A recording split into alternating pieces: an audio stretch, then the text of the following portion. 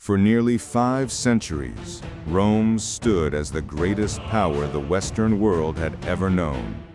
Its legions marched from the sands of North Africa to the moors of Britain. Its laws shaped the foundation of civilization. Its roads, aqueducts, and monuments declared a permanence that seemed beyond the reach of time. At its peak, the Roman Empire stretched across 3 continents. Over 60 million people lived under its authority. From the hills of Scotland to the deserts of Mesopotamia, a single currency was used, a single legal system was enforced, and a single civilization flourished. The Mediterranean, which the Romans called Mare Nostrum, our sea, was the beating heart of a world united by conquest and commerce. Roman engineers built roads so well constructed that some still exist today, 2,000 years after they were laid. Roman aqueducts carried fresh water across hundreds of miles to cities of 500,000 people. The Colosseum, the Pantheon, the great bathhouses, these were not just buildings. They were declarations of a society that believed it would last forever. But nothing lasts forever. This is the story of how an empire that once ruled the known world was brought to its knees, not by a single catastrophe, but by a slow unraveling that took generations to complete. A story of ambition, corruption, invasion, and a world that simply changed. This is the fall of Rome.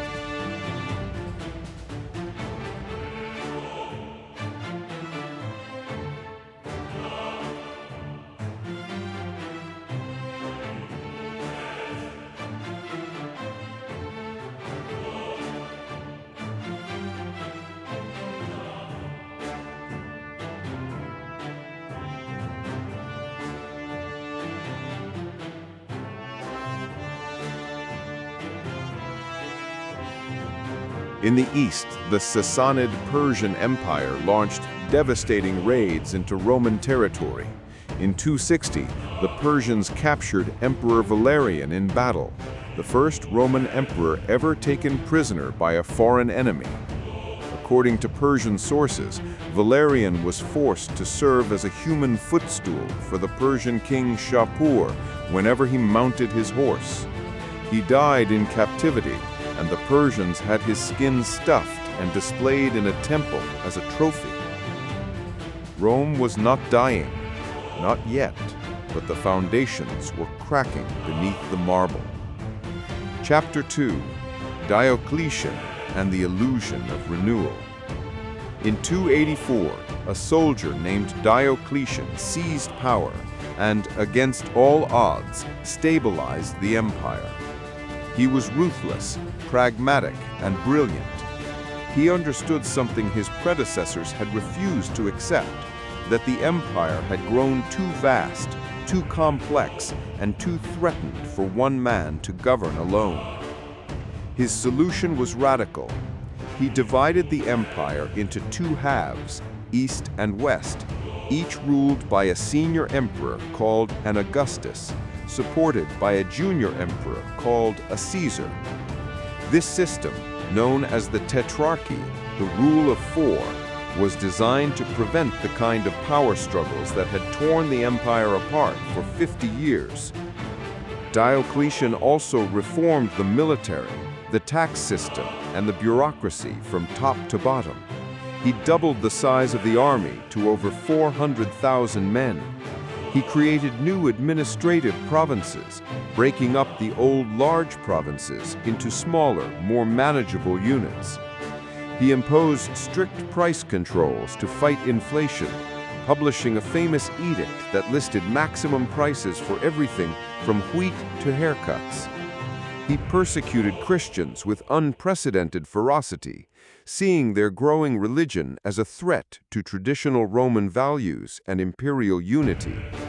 Churches were burned, scriptures were confiscated, thousands were imprisoned, tortured, and executed. For a time, it worked. The borders held, the economy stabilized, the army was rebuilt. Rome seemed to have pulled itself back from the brink of destruction. But Diocletian's system contained a fatal flaw. It depended on cooperation between four rulers, and the moment Diocletian retired in 305, the first Roman emperor ever to voluntarily abdicate, the system collapsed into civil war. From the chaos emerged a man who would reshape the empire more profoundly than any emperor before him. His name was Constantine. Chapter 3: Constantine and the New Rome. Constantine fought his way to sole control of the empire through years of brutal civil war. At the Battle of the Milvian Bridge in 312, he defeated his rival Maxentius just outside the gates of Rome. Ancient sources claim that before the battle, Constantine saw a vision in the sky, a cross of light with the words, "In this sign, conquer." Whether the story is true or legend, Constantine marched under the Christian symbol and won. By 324, he had conquered the eastern half of the empire as well, reuniting the entire Roman world under a single ruler for the last time. But Constantine's most lasting legacy was not military, it was religious. He became the first Roman emperor to embrace Christianity, issuing the Edict of Milan in 313, which granted religious tolerance across the empire. He funded the construction of grand churches, including the original St. Peter's Basilica in Rome. He convened the Council of Nicaea in 225, bringing together bishops from across the Christian world to settle disputes over doctrine. Over the following decades, Christianity went from a persecuted minority faith to the dominant religion of the state. Constantine also made a decision that would have enormous consequences for the empire's future. He moved the capital from Rome to a new city built on the site of the ancient Greek colony of Byzantium. positioned on the strategic crossroads between Europe and Asia, where the Black Sea meets the Mediterranean. He named it Constantinople, the city of Constantine. This new capital was younger, richer, and better defended than Old Rome. It sat behind massive triple walls, surrounded by water on 3 sides, at the center of the empire's wealthiest provinces. It controlled the trade routes between East and West. Over time, Constantinople would grow to become the greatest city in the medieval world, a city of 500,000 people, adorned with palaces, churches, libraries, and the famous Hippodrome, where chariot races drew crowds of 80,000. But in shifting the empire's center of gravity eastward, Constantine inadvertently sealed the fate of the West. The wealthiest regions, Egypt, Syria, Anatolia, Greece, were now firmly tied to the eastern capital. The western provinces, Gaul, Spain, Britain, Italy, North Africa, were poorer, more rural, and more vulnerable to invasion.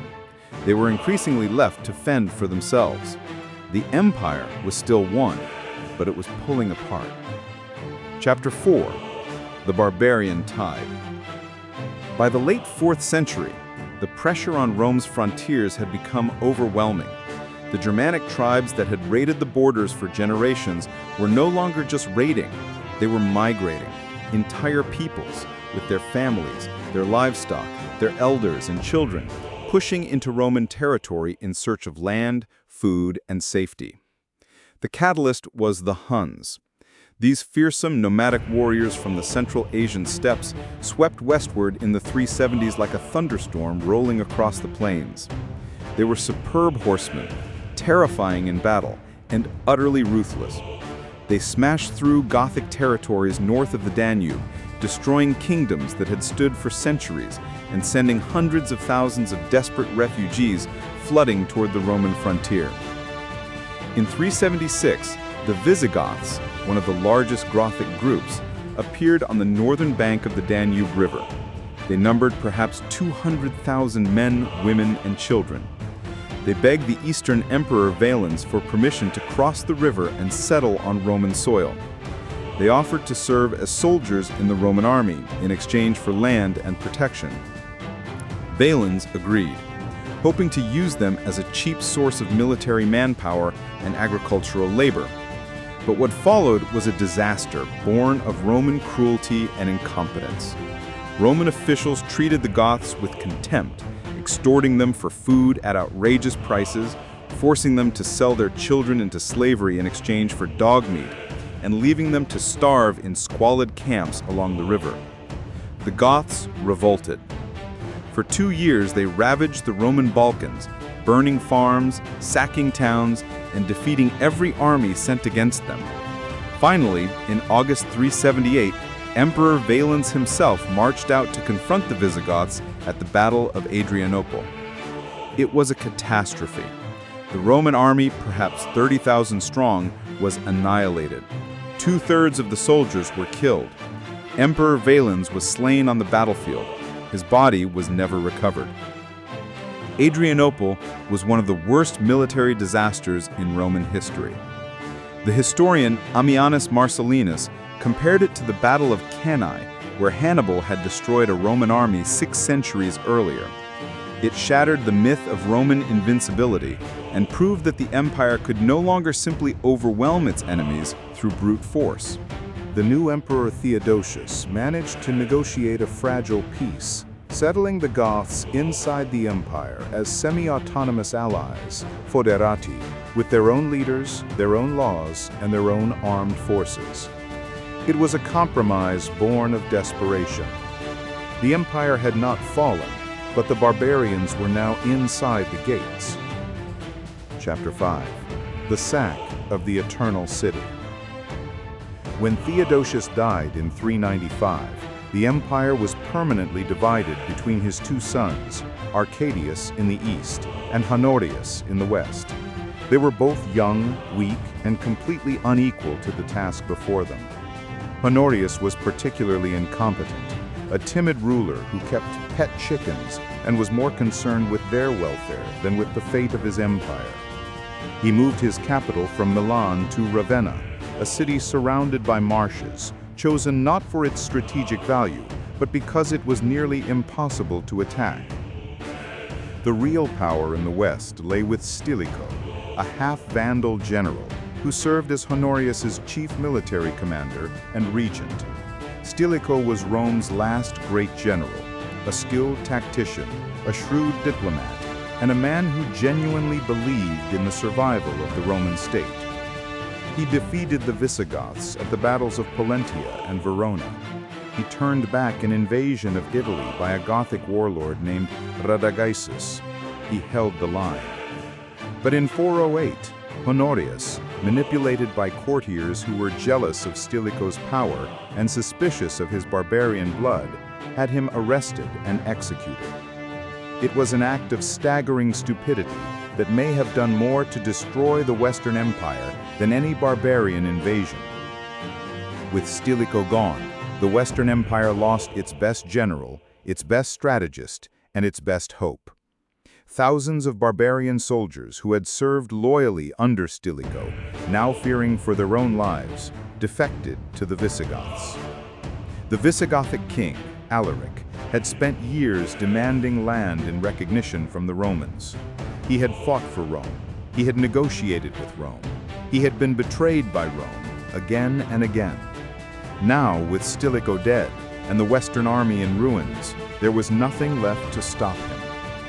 Alaric marched his army south through Italy. He besieged Rome 3 times. He tried to negotiate. The Romans refused. Finally, on August 24, 410, the Visigoths entered the city of Rome. For 3 days they looted the Eternal City, stripping temples of their gold, ransacking palaces, carrying off treasures that had been accumulating for centuries, and taking thousands of Romans as captives, including the emperor's own sister, Galla Placidia. Though Alaric ordered his men to spare the churches and avoid unnecessary killing, he was a Christian after all. The psychological impact was devastating beyond measure. Rome, the city that had not been conquered by a foreign enemy in 800 years, had fallen. The great theologian Jerome, writing from his monastery in Bethlehem, declared, "The city which had taken the whole world was itself taken. The brightest light of the earth was extinguished." The sack of Rome did not destroy the Western Empire, but it destroyed something perhaps more important, the belief that Rome was eternal. Chapter 6. The Unraveling. After 410, the Western Empire entered a death spiral. The sack of Rome had shattered the empire's prestige, and now, like vultures circling a wounded animal, the barbarian nations moved in to claim what they could. The Vandals, one of the most aggressive Germanic peoples, had already crossed through Gaul and Spain, leaving destruction in their wake. In 429, under their cunning king Gaiseric, they sailed across the Strait of Gibraltar to North Africa, Rome's breadbasket, the province that supplied the grain that fed the city of Rome and its armies. By 439, the Vandals had captured Carthage, one of the greatest cities in the Western Mediterranean, and established a powerful kingdom. With North Africa lost, the grain supply was severed. Rome began to starve. The Visigoths settled in southern Gaul and Spain, carving out a kingdom that would last for centuries. The Burgundians took the Rhone Valley. The Franks expanded across northern Gaul, laying the foundations of what would one day become France. In Britain, Rome had simply withdrawn its legions in 410, leaving the island to fend for itself against Saxon, Anglo, and Jute raiders from across the North Sea. The Romano-British population sent desperate appeals to Rome for help. None came. The Western emperors became increasingly irrelevant, puppet rulers controlled by barbarian generals, their authority extending no further than the walls of Ravenna. The Roman army itself was now almost entirely composed of Germanic warriors fighting under their own chieftains, wearing their own armor, following their own customs. The distinction between Roman and barbarian had blurred beyond recognition. In 451, the Western and Eastern empires briefly united for one last great stand. Attila the Hun, the scourge of God, had terrorized both halves of the empire for years, extracting enormous tribute payments and laying waste to the Balkans. Now he turned his attention to Gaul, invading with an army that ancient sources, perhaps with some exaggeration, numbered in the hundreds of thousands. At the Battle of the Catalaunian Plains near the city of Chalon, a combined Roman and Visigothic force under the general Aetius met Attila's horde. The fighting was savage and bloody. The Visigothic king Theodoric was killed in the melee, but when the dust settled, Attila withdrew. It was the last great Roman victory, and it was won largely by barbarian allies fighting on Rome's behalf. Aetius, the last great Roman general, was rewarded for saving the empire with the same fate that had befallen Stilicho. In 454, Emperor Valentinian III, jealous and fearful, murdered Aetius with his own hands during an audience. A courtier reportedly told Valentinian, "You have cut off your right hand with your left." 6 months later, Valentinian himself was assassinated by 2 of Aetius's former bodyguards. The Western Empire had destroyed its last capable defender. Chapter 7. The Last Emperor. After Valentinian's assassination, the Western Empire stumbled through its final 2 decades like a man mortally wounded, still walking but unable to stop the bleeding. A parade of emperors came and went, 9 in 21 years. Most were puppets, placed on the throne by one barbarian strongman or another, discarded when they were no longer useful. The empire's territory had shrunk to little more than Italy itself, and even that was barely under Roman control. In 455, the Vandal king Gaiseric sailed from North Africa and sacked Rome for a second time, this time far more thoroughly than Alaric had. For 14 days, the Vandals systematically stripped the city of everything of value. They carried off the treasures of the Temple of Jerusalem, gold and silver that the Romans had looted from Judea 4 centuries earlier, along with the gilded bronze roof tiles of the Temple of Jupiter on the Capitoline Hill. They took thousands of Roman captives back to Carthage as slaves. The end came quietly. In 475, a Roman general named Orestes, himself of mixed Roman and barbarian descent, who had once served as a secretary to Attila the Hun, deposed the reigning emperor and placed his own teenage son on the throne. The boy's name was Romulus Augustulus. It was a name laden with irony, Romulus after the legendary founder of Rome, and Augustus after its first emperor. He would be its last. Orestes had promised his barbarian troops, a mix of Germanic warriors who made up the entire Italian army, that they would be given 1/3 of the land in Italy as payment for their service. It was a promise he could not keep. The Italian landowners refused to give up their estates, and Orestes had no way to force them. The soldiers turned against him. A Germanic chieftain named Odoacer rallied the discontented troops, marched on Ravenna, captured and executed Orestes, and on September 4th, 476, deposed the boy emperor Romulus Augustulus. Odoacer did not declare himself emperor. He did not burn the palace or massacre the court. Instead, he simply sent the imperial regalia, the crown, the purple robes, the scepter, the symbols of Roman authority, to Constantinople, informing the Eastern Emperor Zeno that the West no longer needed an emperor of its own. He would rule Italy as a king, nominally subject to Constantinople. There was no great battle, no dramatic last stand, no fire raining from the sky. The Western Roman Empire simply ceased to exist. The boy emperor Romulus was allowed to live.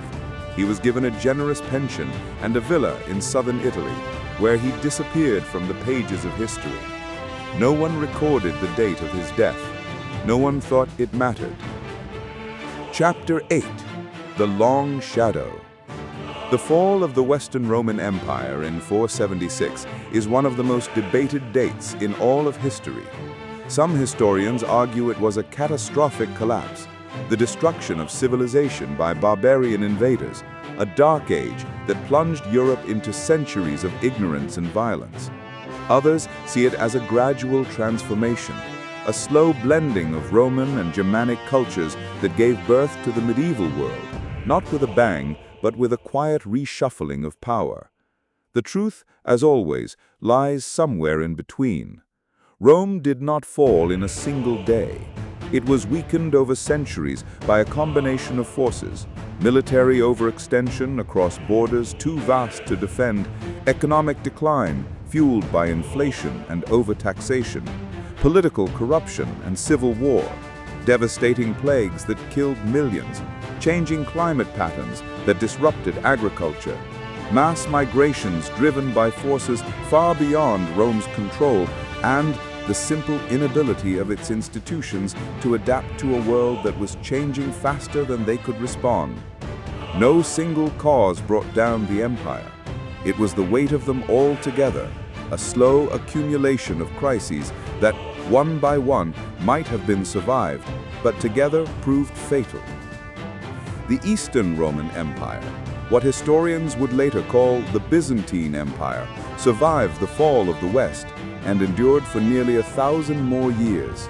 Constantinople remained the greatest city in the Christian world, a beacon of learning, art, and power that preserved Roman law, Greek philosophy, and Christian theology through the long centuries of the medieval period.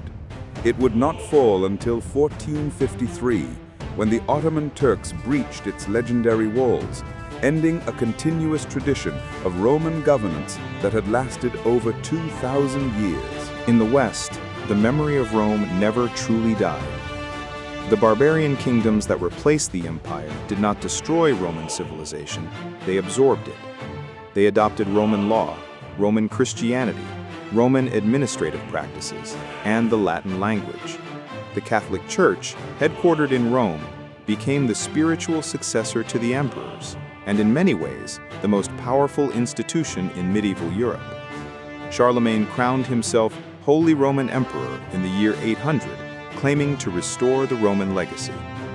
The very word emperor, from the Latin imperator, echoed through European history for more than a millennium. The Tsars of Russia took their title from Caesar, so did the Kaisers of Germany. Rome's roads still cross the countryside of Europe. Its legal principles still form the foundation of Western law. Its language evolved into Italian, French, Spanish, Portuguese, and Romanian. Its architecture, its engineering, its literature, and its ideas about governance, citizenship, and justice continue to shape the modern world in ways we rarely stop to consider. The empire fell, but its shadow stretches across everything we are. In the end, perhaps Rome's greatest achievement was not its conquests or its monuments, but its ability to endure in the minds of every civilization that came after it. Every nation that has ever called itself an empire has looked back to Rome. Every republic has measured itself against the Roman ideal. Every tyrant has feared Rome's fate.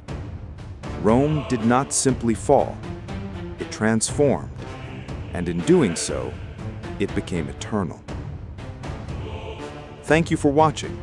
If you enjoyed this video, consider subscribing to Throne and Tide for more stories about the empires, battles, and turning points that shaped our world. We'll see you in the next one.